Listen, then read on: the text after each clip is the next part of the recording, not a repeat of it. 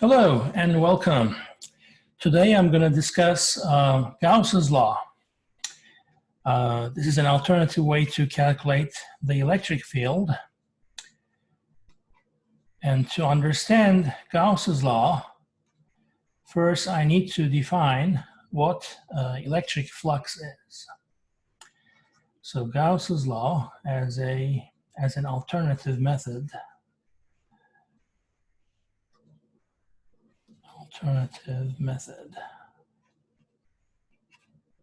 for, let's say, finding the electric field. Let's remember what electric field was from the previous lecture.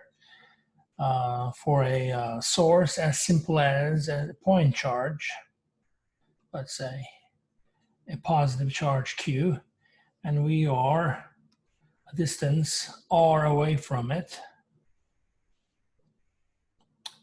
This is our observation post. So we want to find the electric field at this point. Now we know that the electric field lines are going radially outward for a charge like this. So this is the direction of the electric field. It's spherically symmetric. Okay, a spherically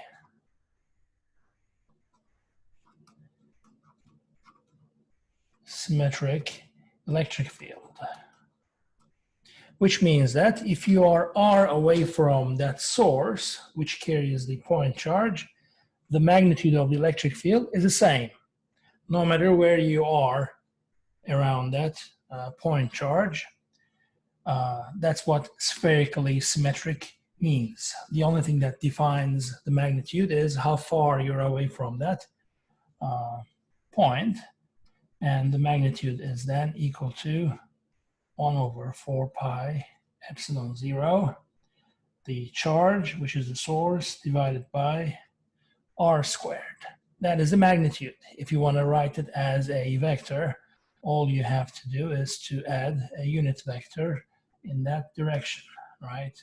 So this little vector here, r hat, of unit length, but points radially outward, is the vector we need there to multiply the magnitude with, to find the electric field as a vector.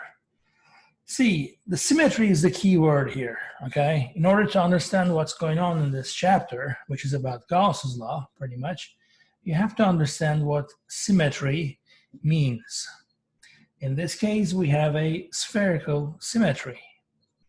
That's not always the case. Remember the other example I solved in the previous video? We had a linear charge.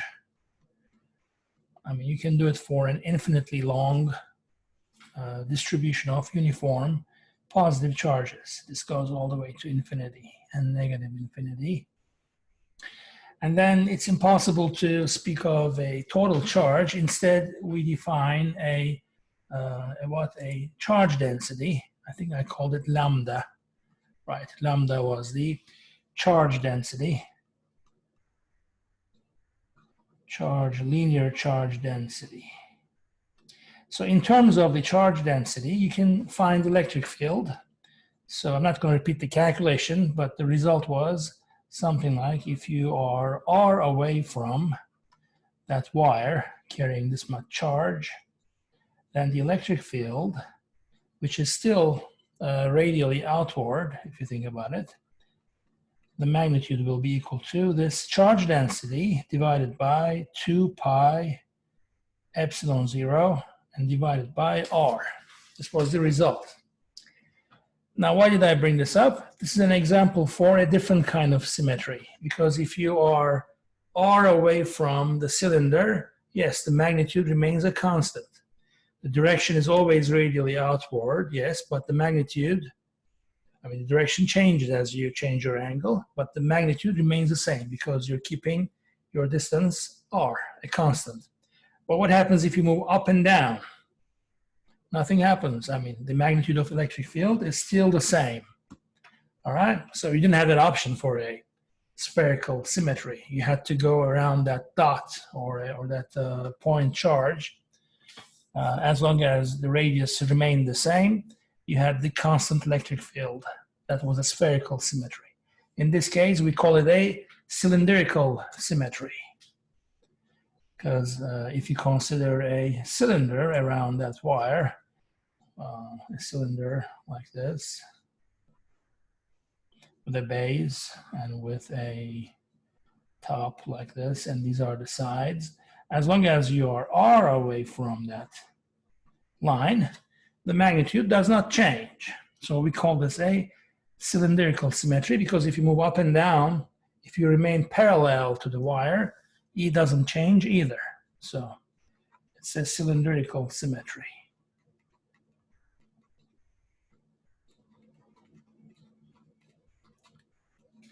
Okay, so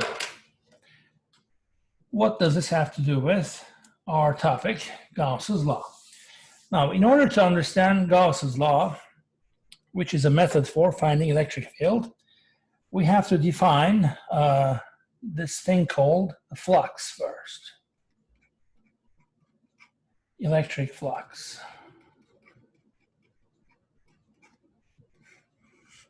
Now, the word flux maybe reminds you of something that flows, all right? Well, nothing is really flowing. We're just working with electric fields, which are vectors.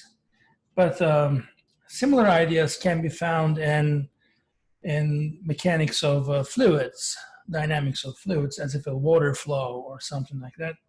So since you have these lines that represent the direction of the electric field, the field itself, and those are like streams, all right? They fill the space. Remember, every point in the space has a vector attributed to it, and if you combine those vectors, it's like a stream in space. That's why the word flux is used. So what is it? What we need here is a surface, okay? I already drew a surface here, a cylinder. I could draw a surface around the point charge, right? With as long as I keep the radius the same, this would be a sphere, which is also a surface, all right? But we're gonna use closed surfaces.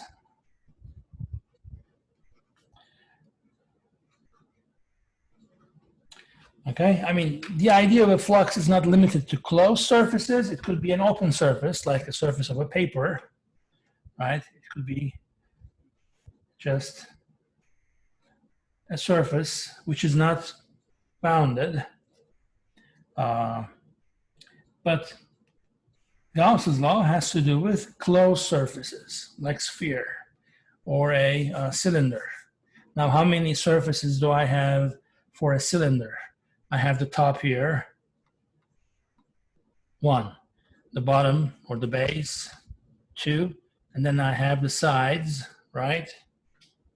If I open the cylinder up, this is a base and a top, which are equal in area. And then I have the side, all right? If you can cut it from one to the other, you will obtain something like a rectangle, right?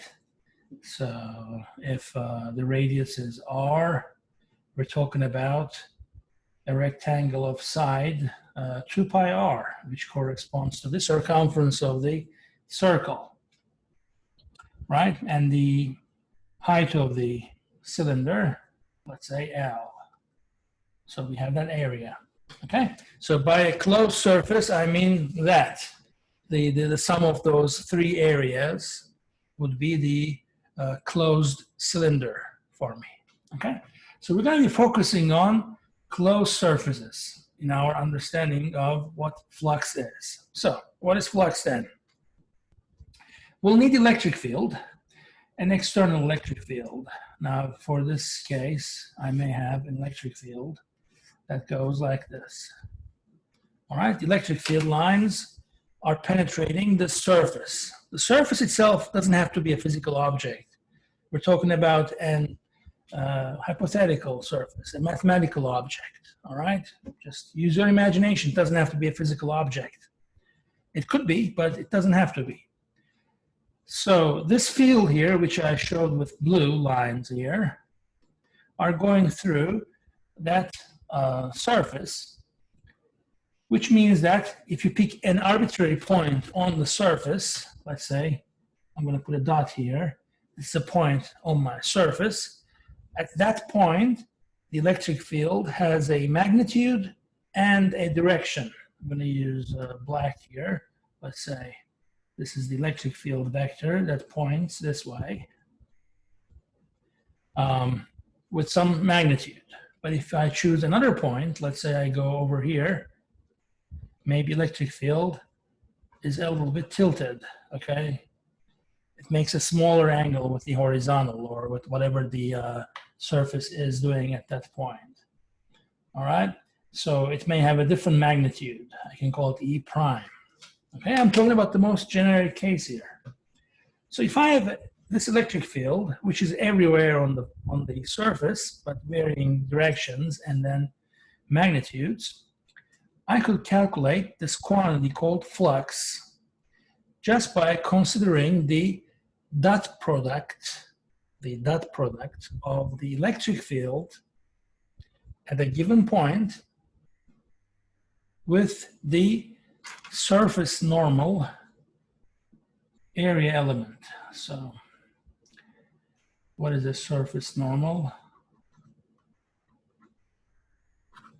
Surface normal is a vector that points away from the surface like this, which means perpendicular to the surface.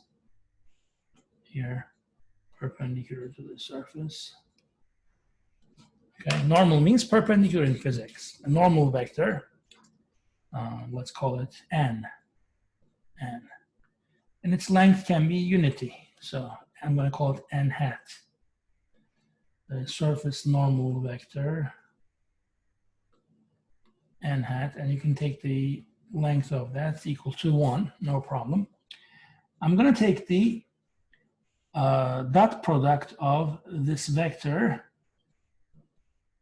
with E.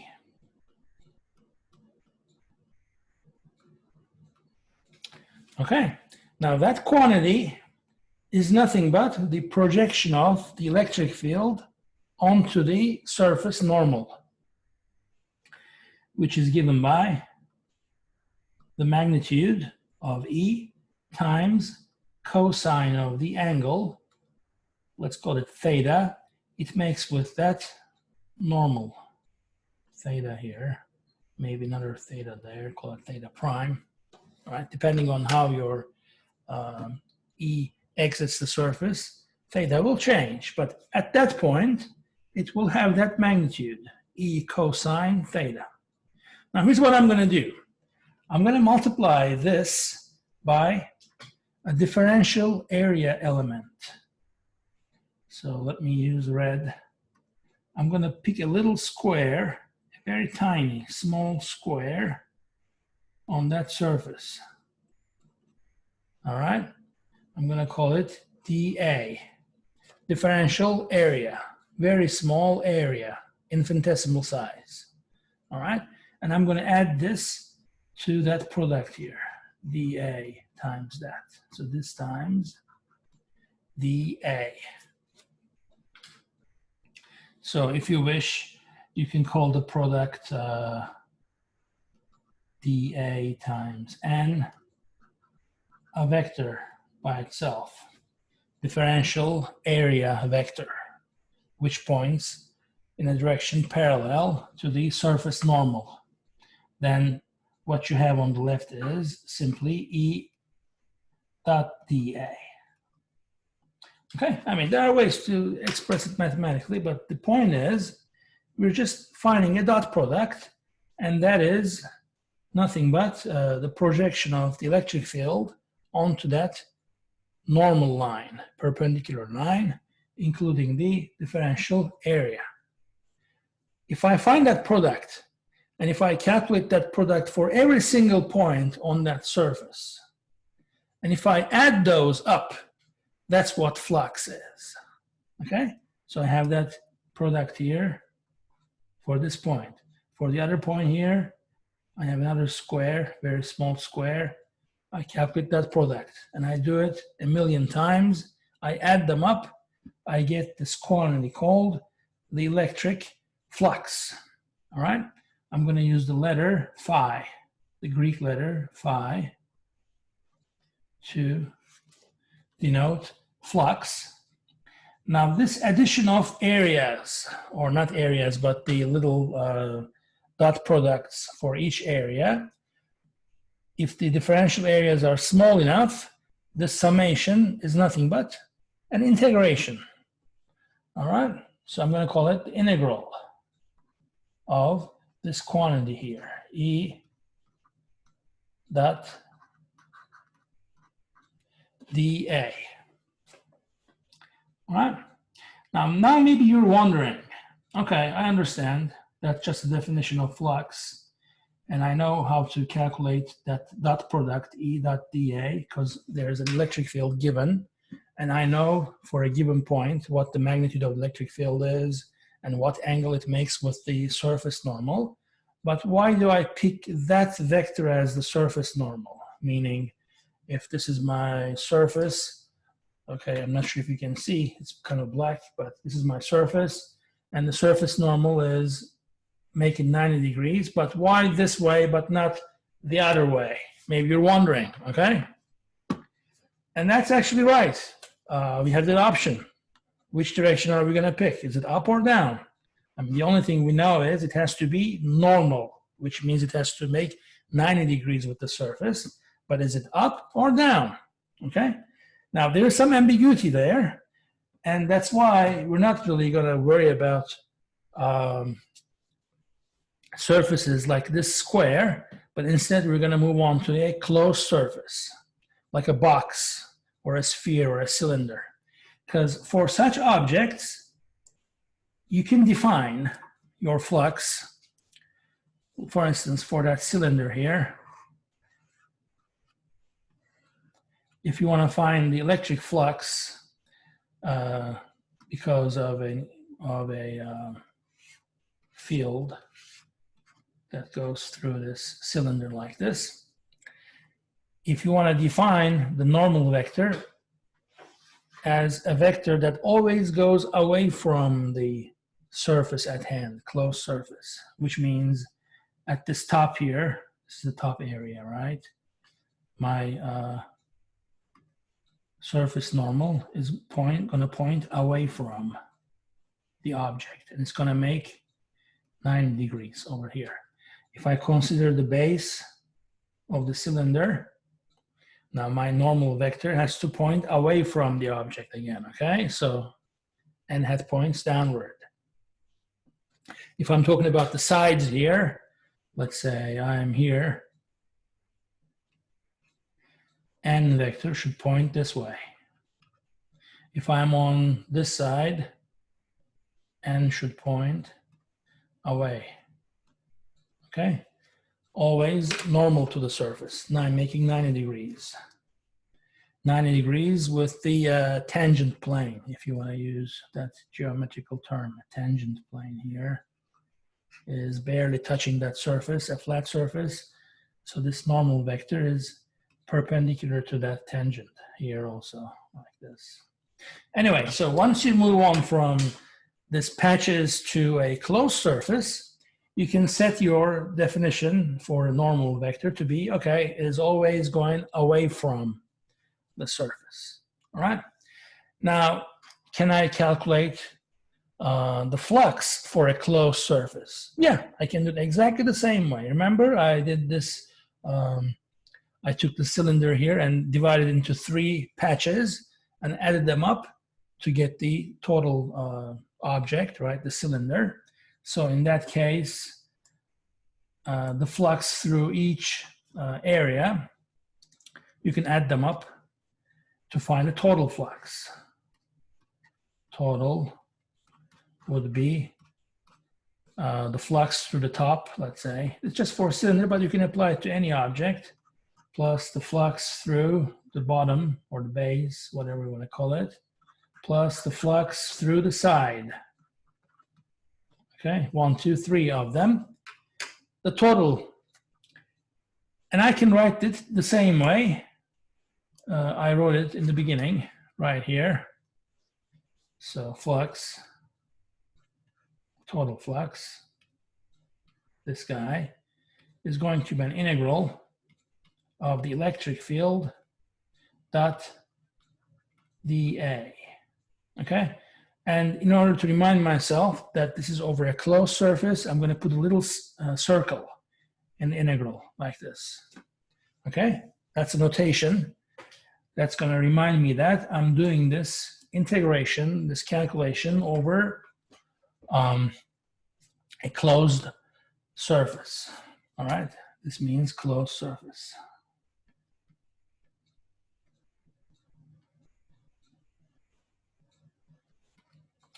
Okay, now this may sound very mathematical and abstract, all right?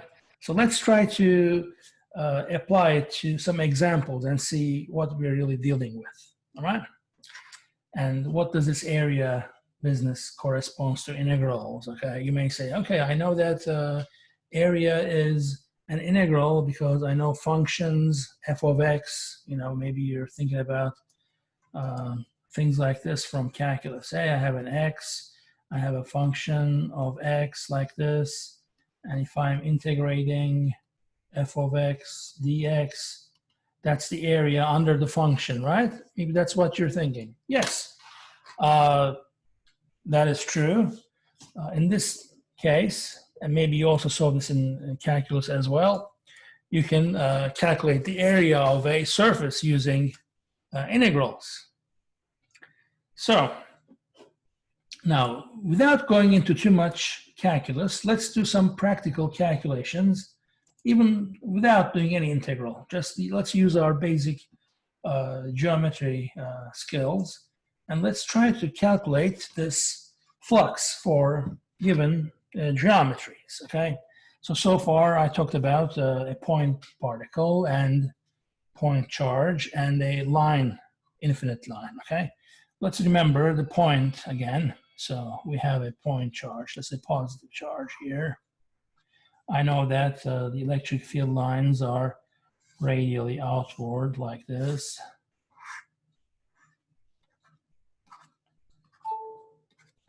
Okay, let's calculate the flux. Find the electric flux over a closed surface such as a sphere. Well, a sphere is a closed surface. I'm just going to call it over a sphere. All right. So let's pick our sphere. Some arbitrary radius. Okay, a hypothetical surface. It's a 3D object, of course, a sphere. Its radius is r. Now I know that on the surface normal points this way. It's radially outward. And actually for this example of a sphere, n is nothing but what we called r hat before, the radial unit vector, right? Fine. What about the electric field?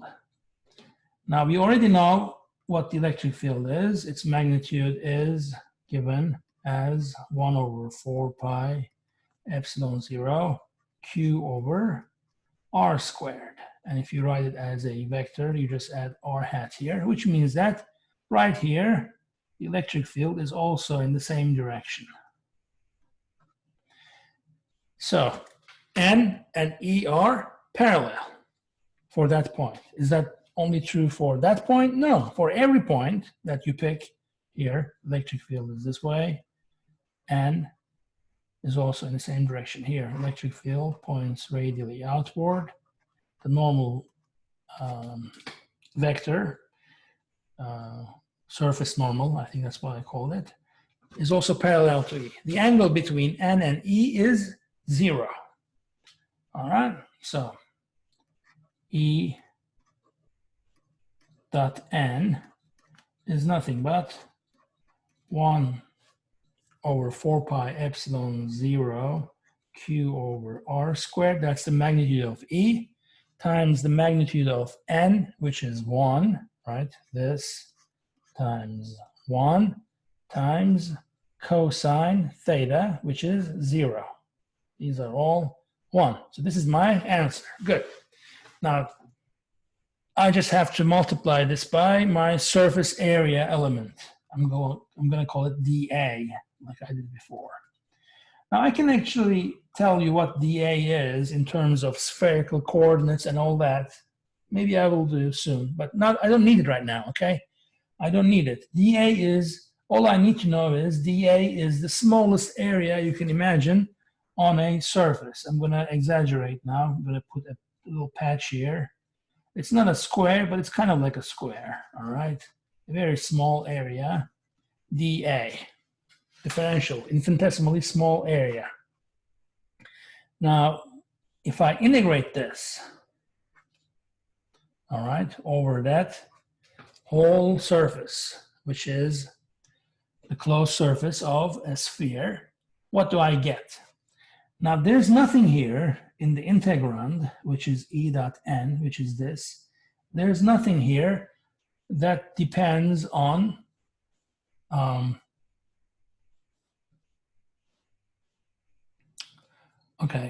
maybe I should tell you what the dA is, huh? Now I'm thinking, can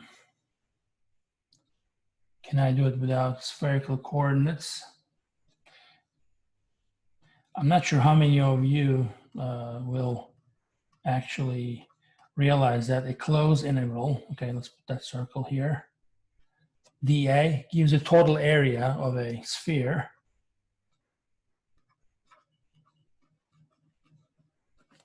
And that is, if you have memorized it, it is 4 pi r squared, all right? Now, I'm not sure if you know where that comes from. That's why I was thinking about doing it with spherical coordinates. Well, let me just do it. It's not too long. Maybe you'll need it sometime somewhere. That is not really needed for what I'm doing here, but as a side note, let me just show you where it comes from. You'll need a 3D coordinate system, of course, let's say X, Y, and Z, and you can use your right hand to determine which one is which. It goes in a cyclic manner, X, Y, Z, all right? So thumb is X, index is Y, and the middle finger is Z. So X, Y, Z, that's how you draw it. And then you have a radial coordinate. Let's take it here, which tells you how far you're away from the origin. That's your R, okay? So that's going to be the first coordinate in your system, R. This is kind of like the generalization of polar coordinates in 3D, all right? And then you'll need the angle that this R makes with the Z-axis, all right? So I'm talking about this angle here, theta, all right? So theta varies between 0 and pi, okay, which is 180 degrees. You may say, why not 360? I'll let you know why you don't need that. 180 is enough, which I call as pi. Now, this line represents the projection of that point here onto the z-axis, so that I have a 90-degree angle here. Okay, so there's a right triangle there. R is the hypotenuse. So this is nothing but the z-coordinate, z. All right, but z is then equal to r cosine theta, right? which makes the other side, which is opposite to theta, r sine theta. Okay, so this line, which is r sine theta, is parallel to the xy plane. So I can bring it down, I can project it onto the xy plane. I just need a parallel line here, a dotted line, and then I'm going to draw it again on along the xy plane. Okay, so I just made a rectangle for you there with a base equal to r sine theta, right? This is r sine theta. But then I could take this point and then find the projection of that point on the x and y axes as well. Okay, let me use green here. So keep going parallel to the y-axis like this, and you'll find the point x, right? And keep going parallel to the x-axis, you'll find another point there, which will be your y-coordinate. Okay, now I need another angle here, and this angle here will be between the x-axis and this projected line. Okay, so I'm talking about this angle here. That's phi. Okay, so what do I have now? If I can draw it from a bird's eye view, x, y, and then I have this line here equal to r sine theta. And then I have these projections. What is this one? If I want to find it, I need to take into account this angle here. So this becomes r sine theta times sine phi, right? That is this. And then this side becomes same thing with cosine. So r sine theta cosine phi. R sine theta times cosine phi. Okay, so there you have it. We have our spherical coordinates from the Cartesian. Oh, by the way, phi varies between 0 and 2 pi, 360 degrees. So if you don't, that's why you don't need for theta to exceed 180 degrees, because any point in that area can be reached by rotating phi. Okay, you don't need to have both theta and phi going all the way up to 2 pi. Only one of them will be enough.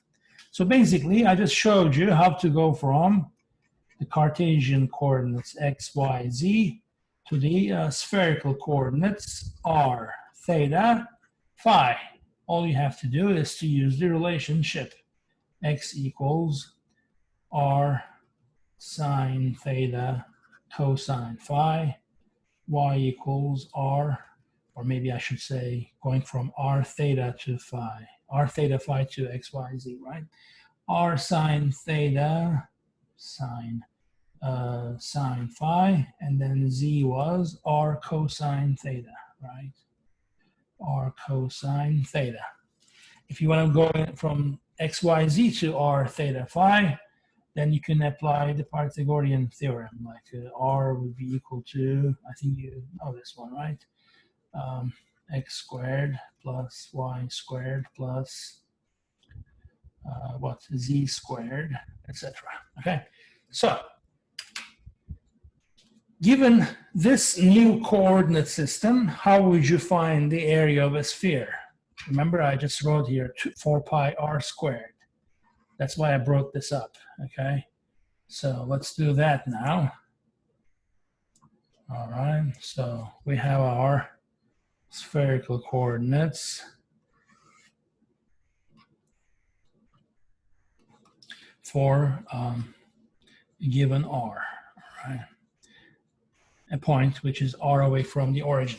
Now, I wanna keep r the same, okay? I can change r, it won't be a sphere anymore.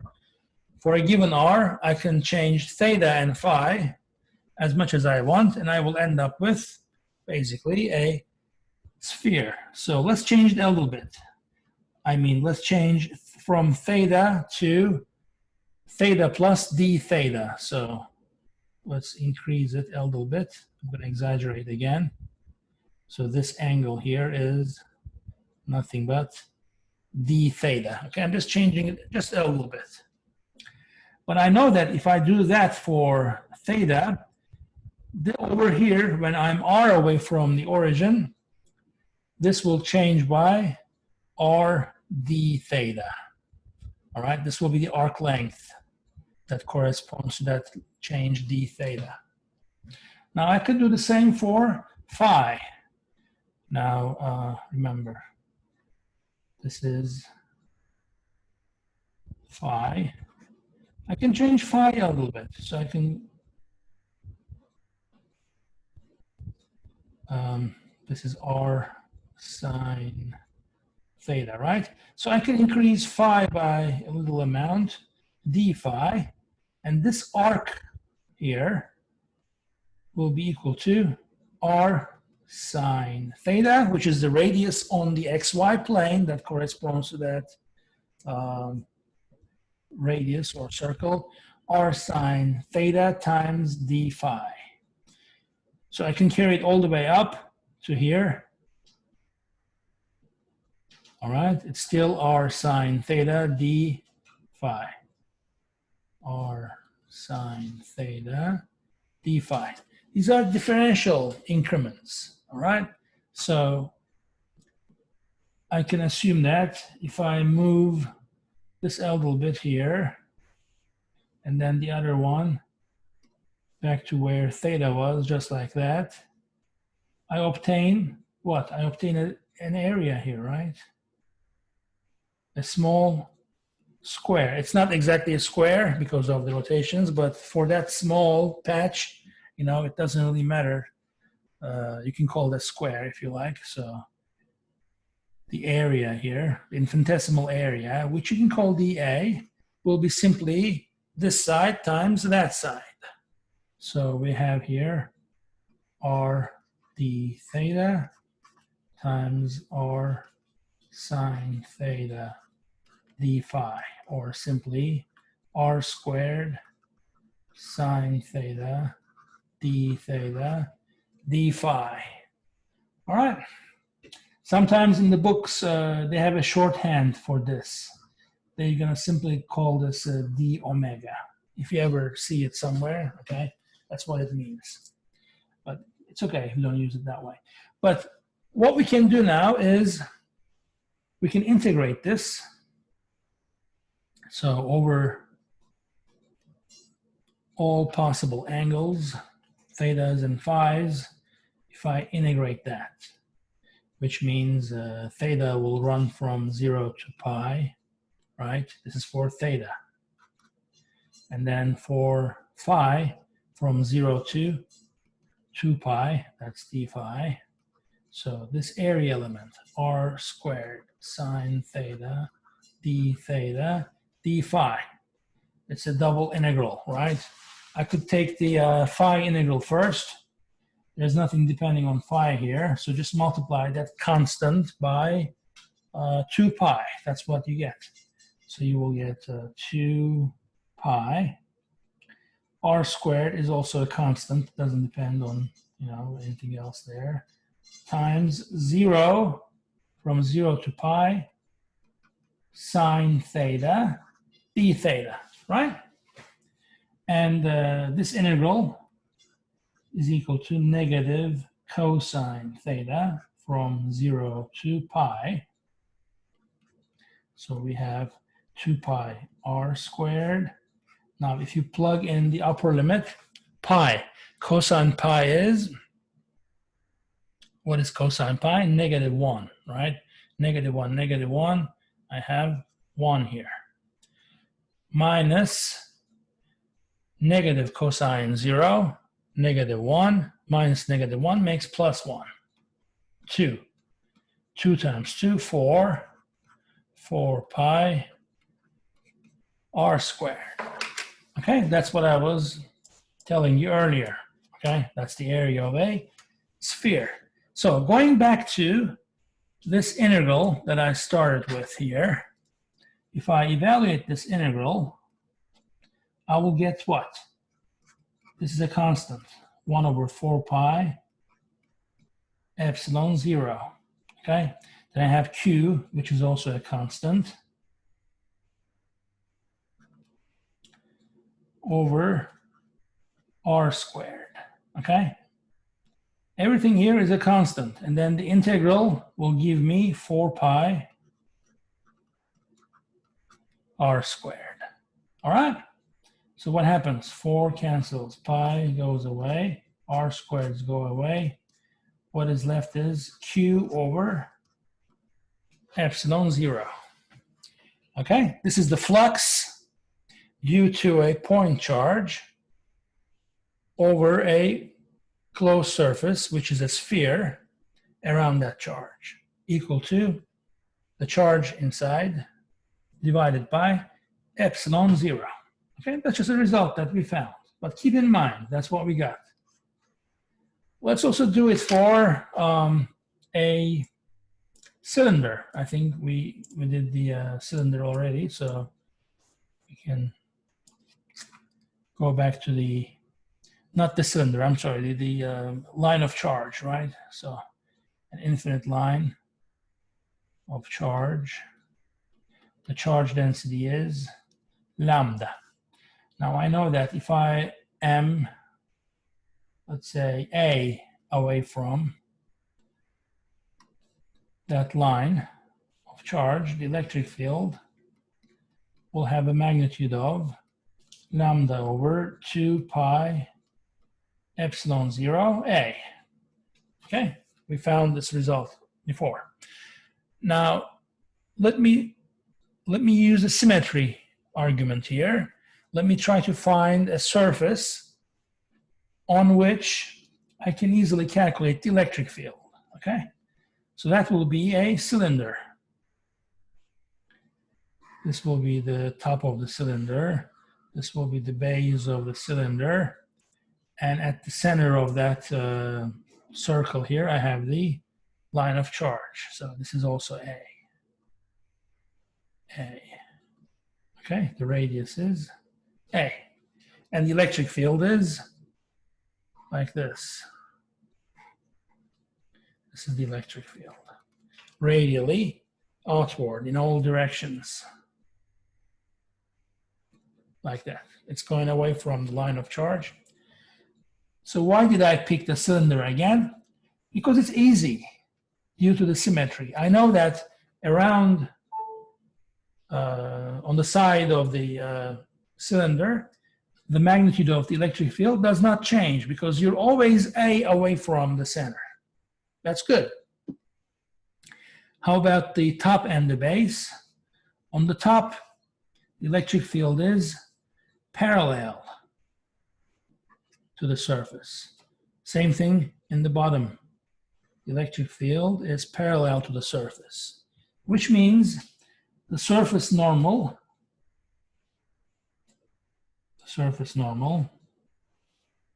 remember it has to be perpendicular to the surface, is also perpendicular to the electric field, which means E dot N is 0. Why? Because cosine 90 is 0. Okay, perpendicular vectors will always give you 0 when you take the dot product of them. Same thing on the bottom. Now N points away from the object, remember? So N points downward, but the electric field is parallel to the surface, which means perpendicular to the surface normal. Same thing, E dot N is 0. So if I want to calculate the flux, total flux, I can divide it into 3 parts. Okay, phi 1 plus phi 2 plus phi 3. What are these 1, 2, 3? 1 is for the top, 2 is for bottom, and 3 is for the side. All right? Now, because these two are 0, all I have is the third surface, which is the side of the sphere. So let's say the height of the cylinder is L. So basically I'm talking about a rectangular surface. So this is wrapping around do I have a paper here? This wraps around that, okay, like that. So here's the line of charge in the middle. If you cut it and open it up, you end up with a rectangle, okay? So the height of the rectangle here is L. And the base of the rectangle is nothing but the circumference of the circle, and that is equal to 2 pi r. In our case, A. So 2 pi A. Okay, so calculating phi 3 is easy then. See, on this surface, I know that the surface normal is perpendicular to the screen or to the page, right? So it's going into the page, and that differential area here is this little square. And if I consider all those little squares, okay, a square equal to dx dy, if you think about Cartesian, for instance. But if you add them up, you basically get the total area of the rectangle, which is 2 pi a times L. Now that times the electric field, lambda over 2 pi epsilon 0 a. Okay? This is nothing but this phi 3. Okay? Again, this is from the definition. This is flux. I divide it into 3 areas, and the third area, I3, is simply the surface area times the electric field. All right? So whenever the electric field is a constant for every point on that area, I can simply take it out of the integral. That's what I'm doing pretty much, right? I can take the electric field outside the integral, but whatever remains here, meaning the integral, is nothing but the area. Is it always true? No. I mean, sometimes electric field will vary on the surface, then it's not that simple. But for this example, this particular case, yes, I can take the electric field out of the integral because it's a constant. So it just becomes electric field times the area. So if you cancel 2 pi and then get rid of A, what are you left with? L, lambda, L times lambda over epsilon 0. Now at this point, remember what lambda was. Lambda was the linear charge density. Okay, density, like total charge over total length kind of thing. But it's an infinite line, so we don't know what the total charge is. You can take it to be infinity, so we don't work with Q. But L times lambda, if I know the density of something, if I can just multiply that by a certain length, what I will get is charge enclosed in that cylinder. Okay, so I don't know what the total charge is. Maybe infinite. Doesn't matter. I'm only considering this portion here of length L. So multiplying L by lambda will give me how much charge I have only here. Okay, I'm shading it with blue there. That blue represents the charge contained within that cylinder. It's Q. Q. Okay, so that's equal to Q over epsilon 0. Same result, remember? I mean, for the sphere, when we calculated it half an hour ago, we got Q over epsilon 0. We got the same thing, Q. I'm going to call Q, E, and C, which means enclosed. Okay, enclosed charge. A charge given within a surface happens to be a line charge. In the previous example, it was a point charge inside the sphere. Okay, I just gave you two examples of calculating flux over closed surfaces. Oh yeah, right here. See the green one here over there? This was for the spherical charge distribution. Oops, right there. The answer was Q over epsilon 0. So it is the enclosed charge, Q, E, and C. I got the same result for a sphere. Okay, it's already giving us a hint. Maybe if I keep doing this for other geometries, I will always get the same answer. Okay, we'll see if that's the case. Now, can I calculate the flux for a field and a surface without knowing what the source is, right? Because in the definition, remember the definition right here, I don't see a charge here, right? All I see is electric field E and a surface. All right, that's all I need. So I don't really have to have a charge to begin with. I don't care. Now, there may be some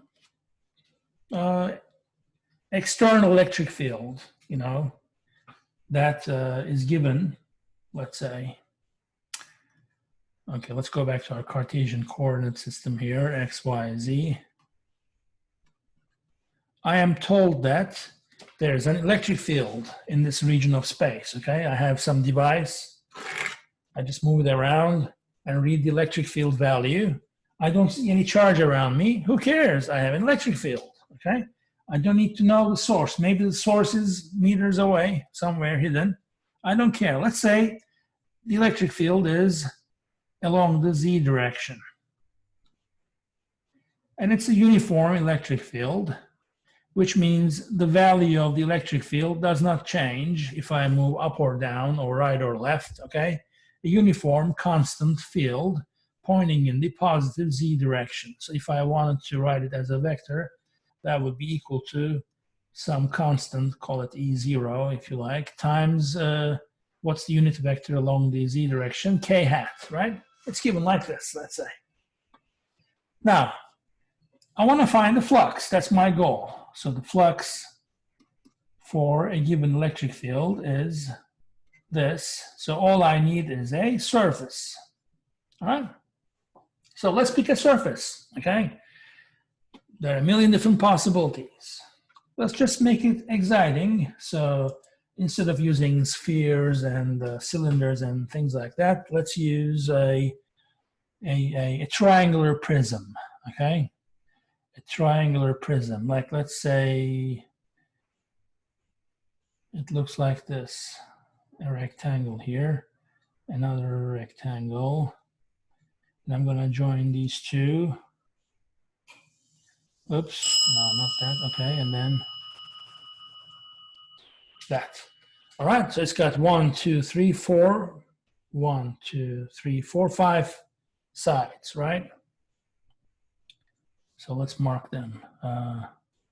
1. 1 means the side on the xz plane, and then there's this 2 here, which is on the zy plane, and then there's another one the same plane, 3. So 2 and 3 are parallel, okay? And then there's the base on the xy plane. Let's call it 4. Let's call it 4. And then you have 5, which is the one with a slope. All right, and then let's give numbers here, or not numbers, but letters. Like let's let this be A. This side is A, and this side is B. And this one here is C. Okay, so what is the flux due to this electric field, which is uniform in the z direction, on this triangular prism? Okay, triangular prism. The triangles are right triangles. These are 90 degrees, of course. So two triangles which are parallel to each other, and then you make a prism out of it. Triangular prism. Okay, so this phi then will be the sum of how many? 1, 2, 3, 4, 5. 1 plus 2 plus 3 plus 4 plus 5 sides, right? 1, 2, 3, 4, 5. Now, for each surface, I can easily find the normal vector, surface normal. For surface number 1, for instance, it's pointing this way. Okay, 90 degrees. For 2, it's pointing this way. For 3, like that. 4, okay, the triangular prism is pointing downward in the negative z direction. And for 5, it's with an angle. Maybe I should draw a separate one here so it looks better. So if I just draw what, y and z, I'm talking about this side here, right? That's the side where surface 5 is. So this is B and this is C. So which makes this equal to what? Square root B squared plus C squared, right? That is this side over here. The surface normal is like that. It's 90 degrees, the surface. But remember, your electric field was up. Your electric field was pointing in the positive z direction. That's your electric field. So there's an angle between the two, theta. And this theta is equal to this angle here. How do I know that? If you carry n here and this one over here, this is also theta, right? I mean, it's getting cluttered there, but I think you're familiar with this kind of thinking from inclined plane or something like that. So you have 90 degrees here. This angle here is 90 minus theta. So the complementary angle is 90 minus theta. So these two are equal to each other. All right. So E dot N will be E, or I think I called it E0, right? E0 cosine theta, okay? And you can even write cosine theta, because we know the sides now. E naught times side adjacent, which is C, divided by hypotenuse. That is square root B squared plus C squared, okay? So that is E dot N. All I have to do to find I5, I just need to take this and multiply it by the area of that surface, surface number 5. So I have E naught times C over square root B squared plus C squared. This is my E dot N. That times the area, this area I'm talking about, area number 5, right? And that would be equal to A times the other side, which is square root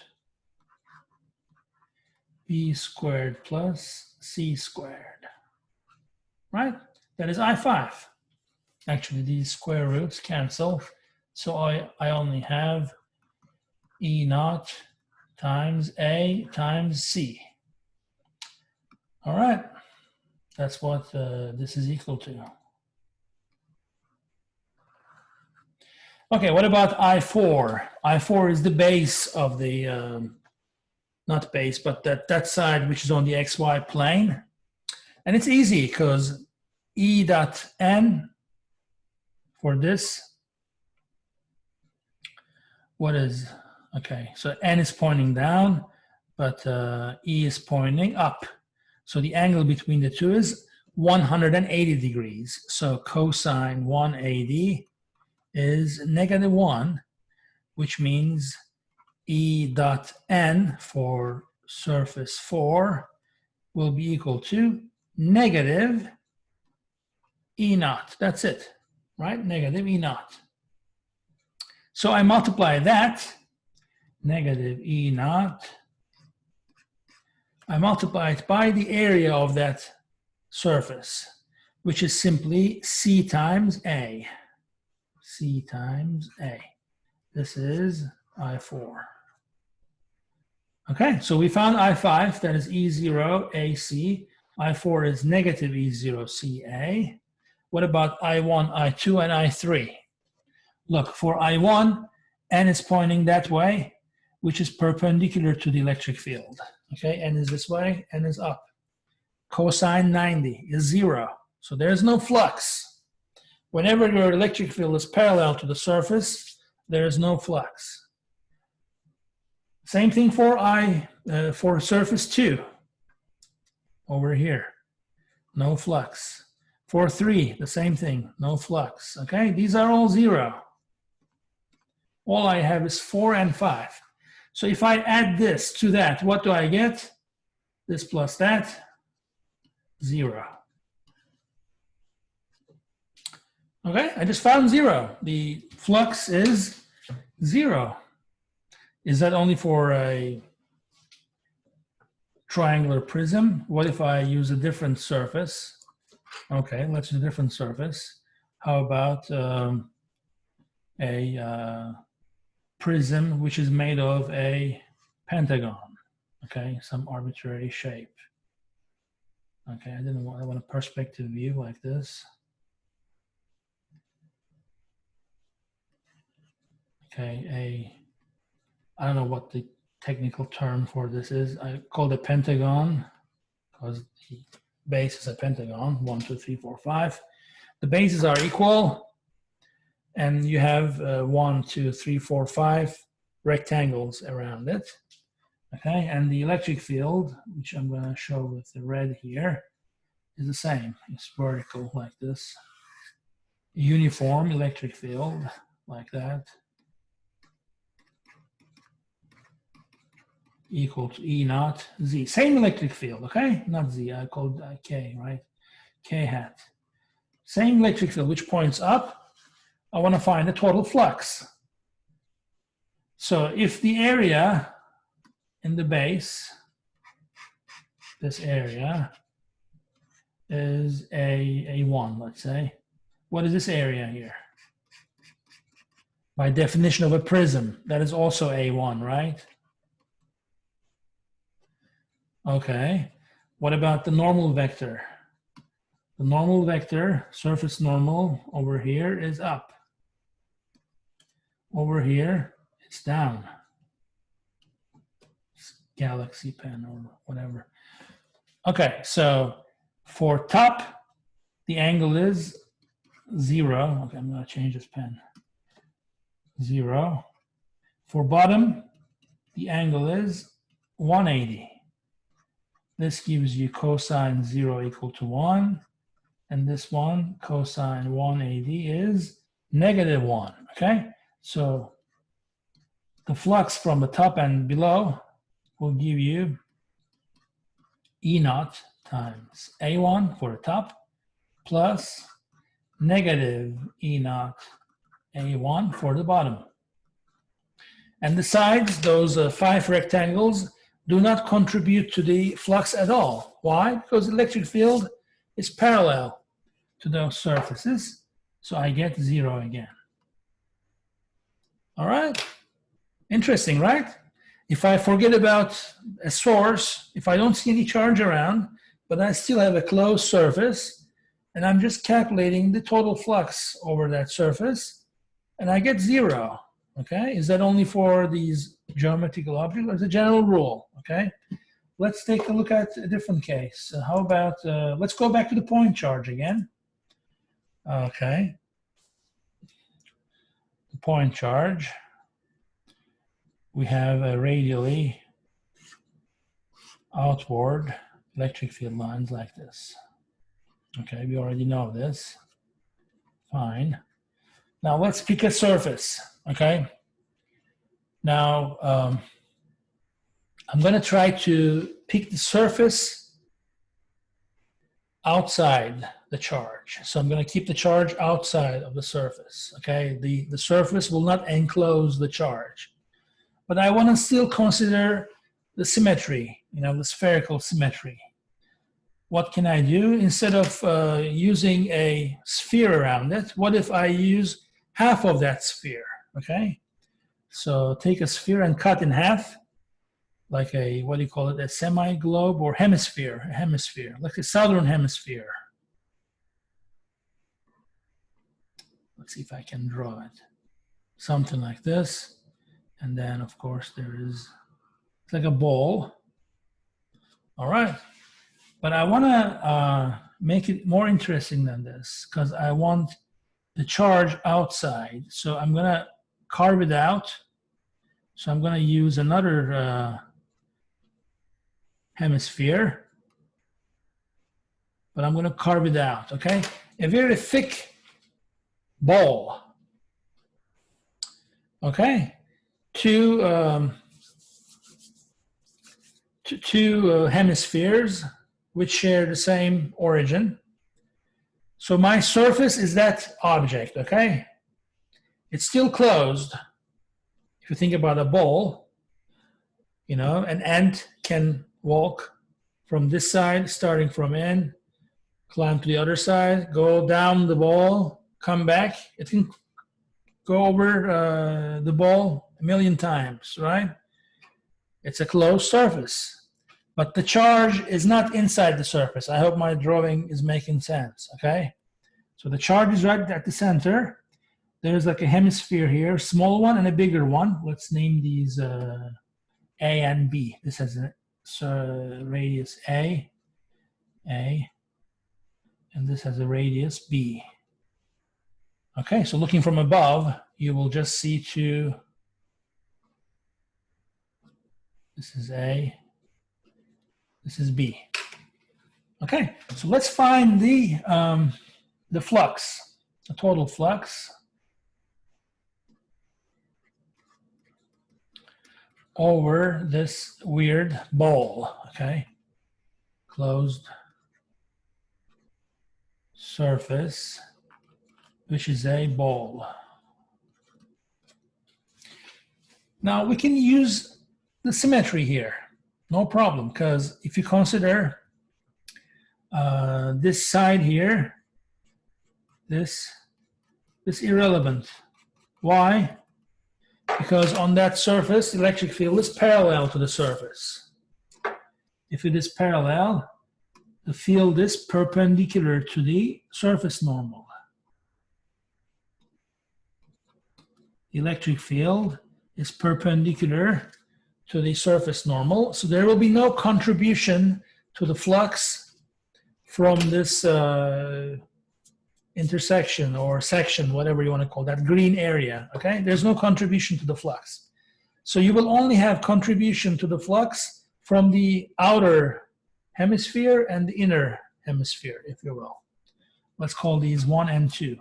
So the inner one is 1, the outer one is 2. This will be equal to phi 1 plus phi 2. Now for the surface 1, the surface normal is radially inward. Okay, let's use black. For the inner hemisphere here, the surface normal is pointing to the center. For the outer surface, for surface 2, it's pointing radially outward. That's very important, okay? Why? Because if I want to find the total flux, one of them will be negative, the other one will be positive. And we already know how to find it.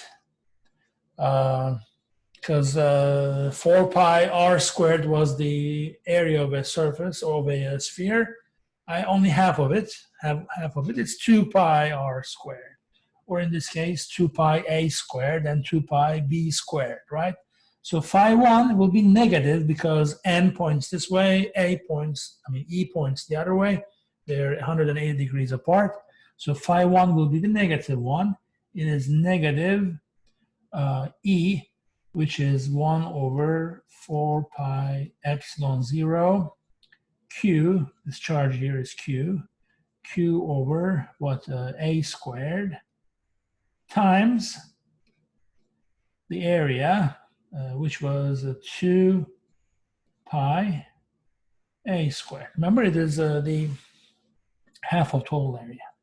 And phi 2 will be similarly 1 over 4 pi epsilon 0 Q over now b squared times 2 pi b squared. Okay, it is positive because electric field is parallel to the normal, surface normal. So what do I get here now? Get rid of a squared, get rid of b squared, get rid of pi's and 2's, right? 2 pi, 2. I have here negative q over 2 epsilon 0 plus q divided by 2 epsilon 0, again, 0. Okay? It's not a coincidence. We're getting the same result. Whenever the charge is not inside the surface, whenever the charge is not enclosed by the surface, this mathematical surface I'm coming up with, the flux is, again, 0. Another case. Let's keep using the point charge. Here's what I'm going to do. I'm going to consider, okay, let me draw these lines, which will help me to draw the surface that I want to show you here. Some line like this. Okay. Now I'm going to take this surface here.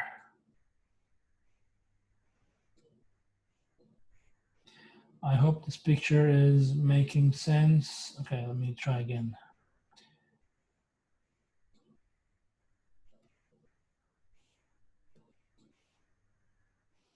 Okay, well, no, that's not correct. Okay, so what I just drew here is 4 lines, and I created this surface, and the surface has corners, right? And these corners are always r away from the charge. Okay, so it is a section of a sphere, but a very small section. Sometimes they call this a solid angle. I think they use the word solid angle for conical sections, but for our purposes, it doesn't matter. This here corresponds to a solid angle. This is my solid angle. I think the standard solid angle is for a conical section where it's not a weird 4-cornered shape, but it's just a circle there. Anyways, doesn't matter. The point is, though, now what if I pick another surface just like this, but I'm going to keep those 4 lines there. I'm going to maybe get closer to the source. So I'm going to pick another R here and do the same trick.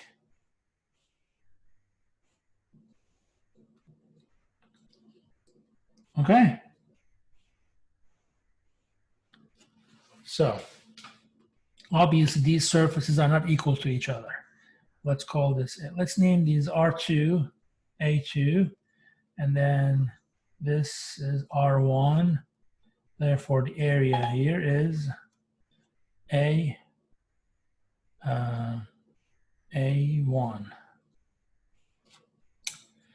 All right. Okay, so 2 areas. Now, why do I need this? Oh, let's find the electric field flux. Okay, if it's a positive charge, I know that the electric field will be radially outward. So, for instance, one line, I'm just showing you one line for the electric field.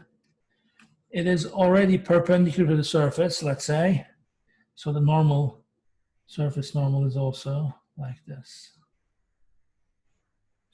Okay, now we have two areas. The only thing is common is from the corners, they have the same distance. So it's R2 minus R1. But A1 and A2 are not equal, okay? They're not equal. Just like in the previous case, the hemispheres did not have equal areas. Same idea. But this distance is the same. So I'm going to create now a prism, sort of, not prism, because prism has perpendicular, the parallel sides. It's not a prism, but it's still a closed surface. So here's my surface now. What color should I use? Let me go back to rainbow pen. Okay.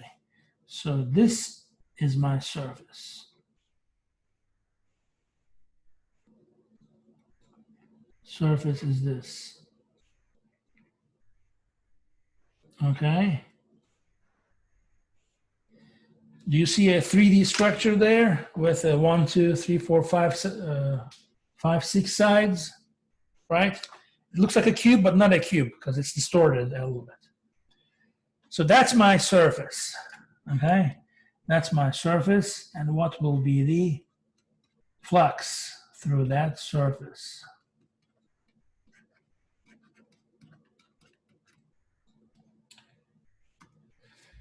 Okay, so this is my surface.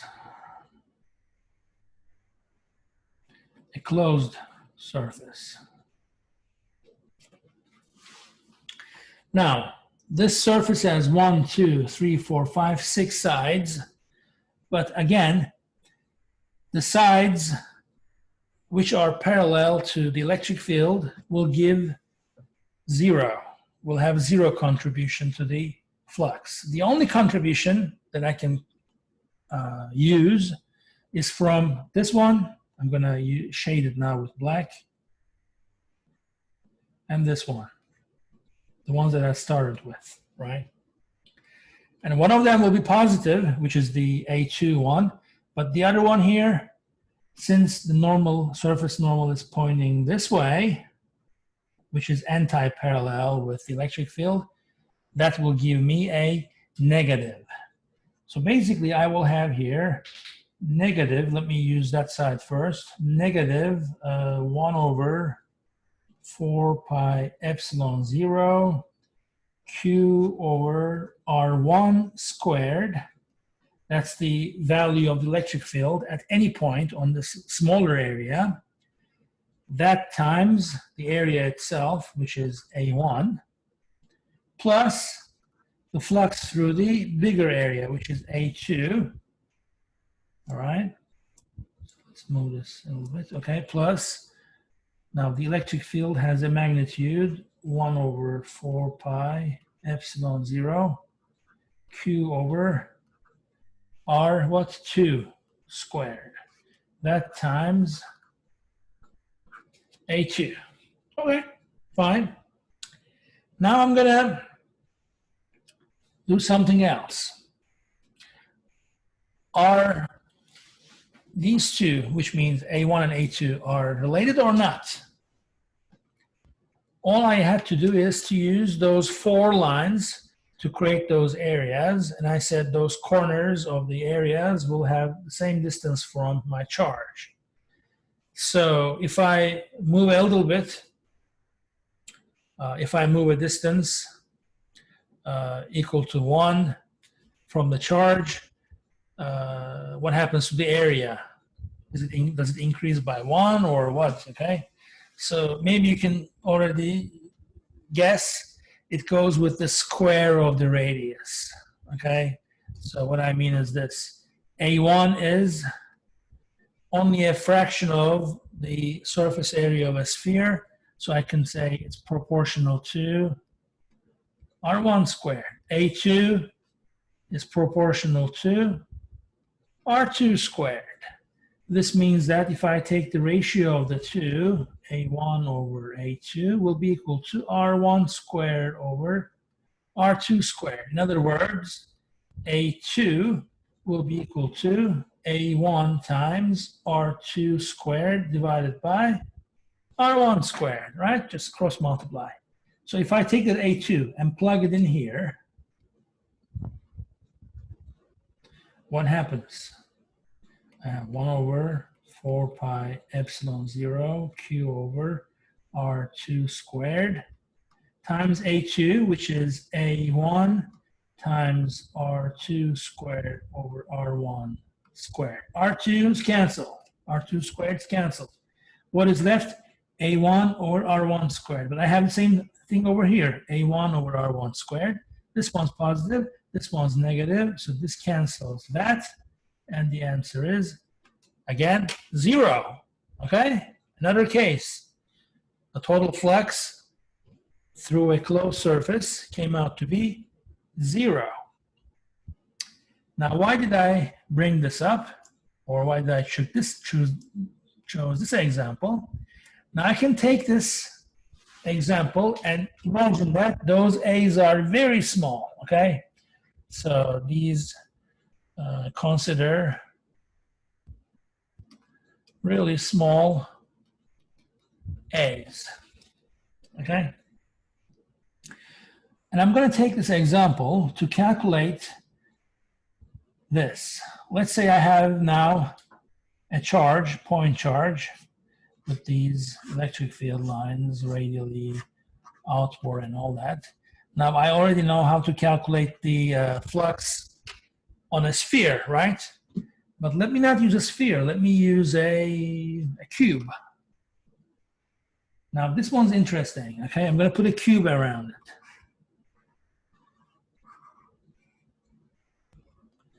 I'm going to put a cube around it, okay? I mean, you can dot here. Okay, that charge is inside the cube. The cube is my surface. So what is the flux over this cube?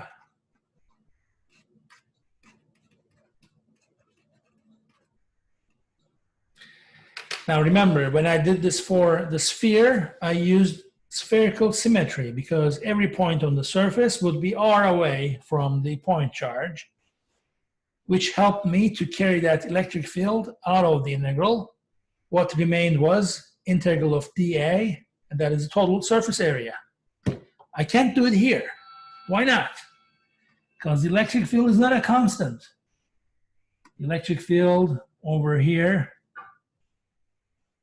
okay, versus electric field over there. Not only their directions are different, that's fine. That was the case for the spherical example as well, but their magnitudes are not the same. If the magnitude here is not equal to the magnitude over there, these are not the same. This means I can't carry that E out of the integral. Can I find the integral then? Okay, it's difficult. I cannot find the integral because I don't know how to evaluate those integrals. They're too complicated. Remember what we did in the previous video with those disc-shaped charges, and then, you know, what's the electric field over here? They're complicated integrals, right? I mean, this one is even more complicated. And it's a really hard task, difficult task to evaluate this integral. But I know that if I used a sphere instead of a cube, the answer would be easy, okay? I know that if I use a cube. Now, I'm sorry, a sphere. What if I pick that sphere inside the cube like this? Okay, it barely touches the edges of the cube.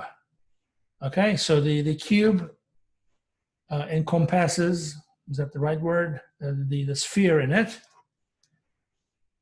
But the sphere touches the, it doesn't have to touch, but I mean, the sphere is smaller than the cube. That's what I'm trying to say. All right. So I know that if I calculated the flux over the sphere, I would get this number here, Q over epsilon 0. We already saw that. This is the flux over the sphere. But I want to do it for the cube.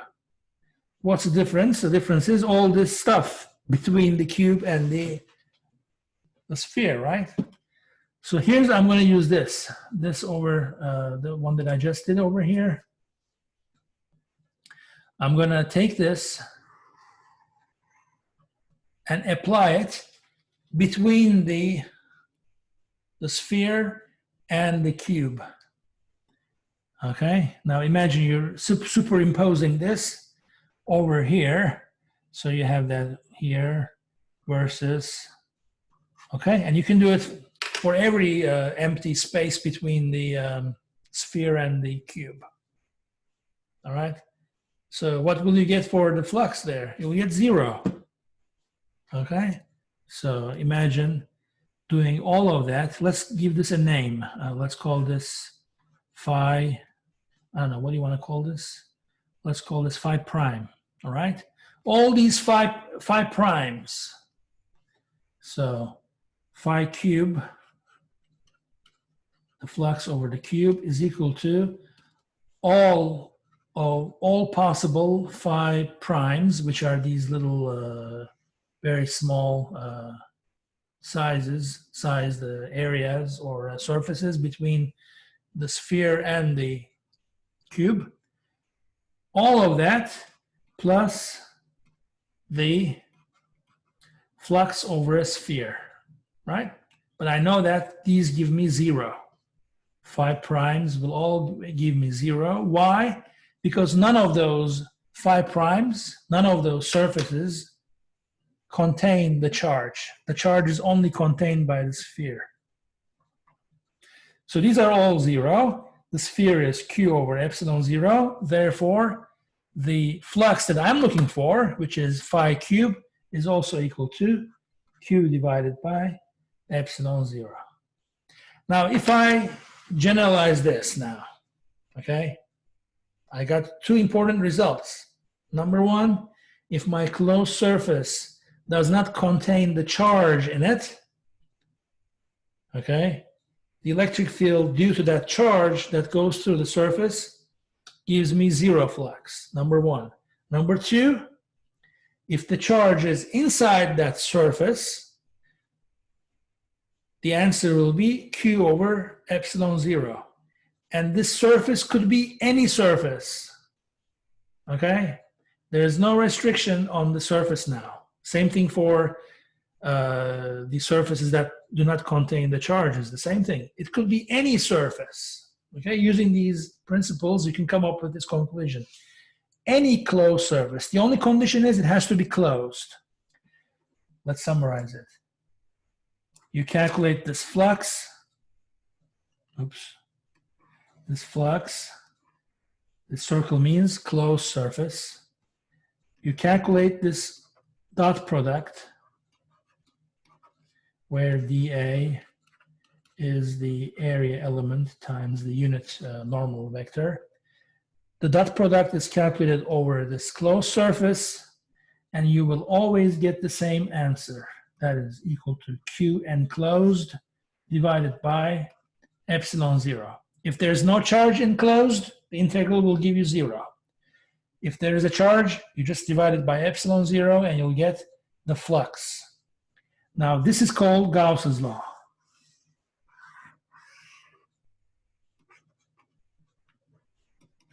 Gauss's law. We need Gauss's law not to calculate the flux. We need the Gauss's law to calculate electric field. Okay, that's the most important thing. And most of the examples from now on we're going to be using is to calculate the electric field. All right, now example, and I'm going to finish after this. Pretend that you don't know this result, phi lambda over 2 pi epsilon 0 r. Remember, this was the electric field for an infinitely long line of charge. Suppose you don't know this. Can you find it using Gauss's law? Yes, you can. Here's the positive charge. all you have to do is to find a surface on which the electric field is a constant. Well, we know already that it's going to be a cylinder now. The charge enclosed in this surface is here. That's the charge. So Q enclosed is simply lambda times L, where L is the length of the cylinder. Okay? This cylinder is an arbitrary cylinder. L could be anything you like, doesn't matter. And you'll need the radius here, call it R. So the goal is to find the electric field here on the surface. Now, you apply Gauss's law. Gauss's law says that the flux here is equal to Q enclosed over epsilon 0. So flux will be equal to the area here, which is 2 pi r times L. That's the area. Remember, this area and that area do not contribute. Okay, these two do not contribute to the flux because they are parallel to electric field. But the third area does. That's a side. So 2 pi r, the circumference, times the length of the cylinder gives me the rectangular side, rectangular area. That is the integral, the flux. Now that's equal to enclosed charge, lambda L divided by epsilon 0. You cancel L's, and there you have the, sorry, I need to put the electric field here, right? Electric field times the area. I can carry the electric field outside the integral because it's constant there. E times 2 pi r is equal to lambda over epsilon 0, or in other words, E is equal to lambda over 2 pi r epsilon 0. I got the answer right away. Okay, in 2 lines, I found the answer using Gauss's law. Now compare this to the lengthy calculation from the other day, right? Using Coulomb's law. All right, so I'm going to stop here now. So we did so far how to find the electric field using Coulomb's law, and now using Gauss's law. All right, and Gauss's law is for calculating the electric field. It's an alternative method to find the electric field for a given charge distribution. But these surfaces that you pick has to be appropriate surfaces. Otherwise, electric field will not be constant on the surface and you won't be able to do it. Let me give you one more example. Let's say you have now a conductor, a slab. Think of a slab. Now remember how we charged conductors the other day using induction? Let's say we use induction and we put charge on it. And we have positive charge on this. And it's a conductor. Conducting material, like metal, all right? Now, inside the conductor, there is no electric field, okay? So these charges will push each other. Let's say we charge this negatively. So we have some excess electrons, okay? These electrons will also push each other out. I'm gonna show them like this. They're everywhere, but they're only on the surface. They're not inside the conductor. Inside the conductor, we have equilibrium, and there's no electric field. Okay, have you guys heard of the Faraday cage? Here's what happens. Let's say you have an electric field. Okay, your cell phones work with electric and magnetic fields, and you place your cell phone in a box made of metal. You can block the electric field. That's why you don't get reception sometimes inside elevators and things like this. So this is the, let's say, metal that you place with an electric field. Now, what happens is there will be a force on these charges it's a conductor. You have free electrons, remember from the previous lecture? So these electrons will move because they are now experiencing a force. Basically, I'm going to use green here. This electron here will experience a force in the opposite direction, so it's going to move this way. All of the electrons will move in the opposite direction, and at one point, they're going to stop moving. Here's the reason why. Because if they move to the left, this side will become negative, which will make the opposite side automatically positive. And then now you have an electric field as well from the positive to negative. Remember from the Coulomb, oops, from a previous lecture here. Oops, I don't want, why is it doing that? Anyway, so from the positive to negative, you have an electric field. So when the electric field matches the existing electric field, the red one, they cancel each other. That's when you reach equilibrium. And then the movement of the electron stops, okay? But you still have those electrons on the left. And the other side is positive. But that leaves inside with zero field. Inside, there's zero field, okay? So you can take it and apply it to a full slab. Same thing, okay? That's what I'm having here. So inside the conductor, there is no electric field, but the field here is outside. So these are negative charges. So we're talking about electric field lines which are parallel and they are perpendicular to the surface. Well, I have to be exact though. I'm talking about in the middle somewhere. If you move to the sides, you have some fringe effects because imagine on this side, the electric field will also be this way. But if you reach the edge, now we have a 45-degree angle, okay? So ignore the edges, just focus on what's happening in the center, let's say, somewhere around here. I can take my cylinder, my Gaussian surface, like a pillbox, and it could penetrate the slab like this. So it's a cylinder, right? But this side is inside, this side is outside. So this is my area, which is equal to that area. And there is this height here, h, doesn't matter what it is. Actually, in the previous video, we did calculate the electric field. This was sigma over 2 epsilon 0, right? But that was a little bit different because it wasn't a conducting, it was just a plain charge. Now we'll get a different result. See what happens now? You have the surface normal like this, and the electric field anti-parallel. So from, of course, it's pointing inward now. That's why it's going to be negative. But the important thing is on this side, inside the conductor, there's no electric field. Therefore, there's no flux there.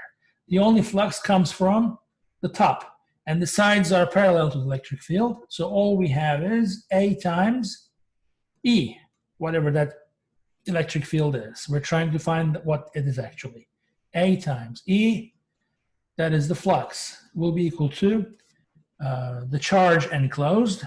The enclosed charge is only here on the surface. How do I find it? I multiply this charge density sigma by the area. Sigma times area and divided by epsilon 0. That's Gauss's law. Remember, flux is equal to charge enclosed divided by epsilon 0. So what happens? A's cancel, and then E is equal to sigma over epsilon 0. It's only half of that value we found earlier. Remember, we did a disk, and then I said, what's the limit when you're really close to the disk? What would be the electric field then? We found out that it would be independent of the coordinates in this direction. That would be just sigma times sigma over 2 epsilon 0. Now, if that is actually a conducting material, we see that it is a sigma over epsilon 0. All right.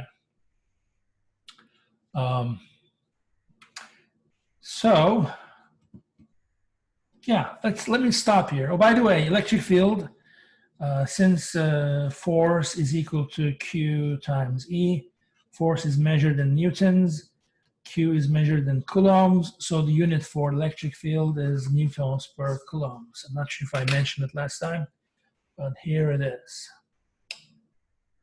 Okay, so I think that finishes everything in this chapter. So after this, I'm going to start talking about electric potential in the coming chapter. Of course, with Gauss's law, what we need now is to solve problems, okay? A lot of problems so that you get used to it.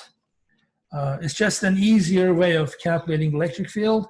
The only problem is, in order for the Gauss's law to work, you have to have a symmetrical, you have to have a certain symmetry where the electric field has to be a constant, okay, magnitude-wise, a constant on the surface. Okay, so that finishes the chapter about Gauss's law. Please read this chapter. And this example of the conducting charge, conducting material is also there. And okay, I'm going to stop here, okay?